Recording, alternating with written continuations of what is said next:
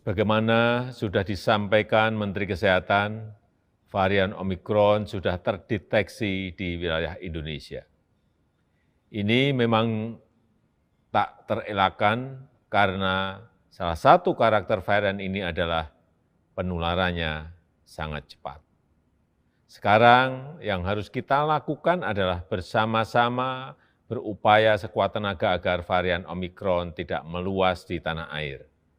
Jangan sampai terjadi penularan lokal.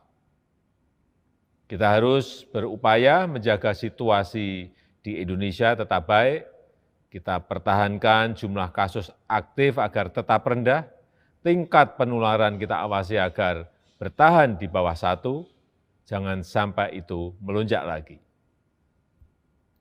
Waspada penting, tapi jangan perkembangan ini membuat kita panik.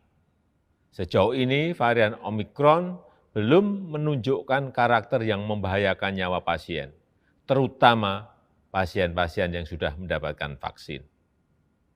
Oleh sebab itu, saya meminta semua warga yang belum mendapatkan 2 kali vaksin, apalagi yang sama sekali belum divaksin, segeralah mendatangi fasilitas kesehatan untuk mendapatkan vaksin.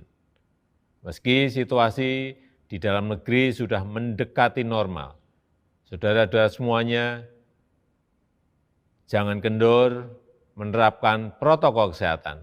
Tetap memakai masker, menjaga jarak, mencuci tangan.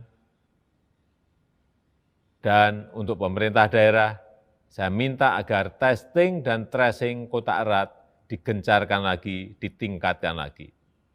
Terakhir, saya minta seluruh warga maupun pejabat negara untuk menahan diri tidak bepergian ke luar negeri, paling tidak sampai situasi mereda. Demikian saya sampaikan.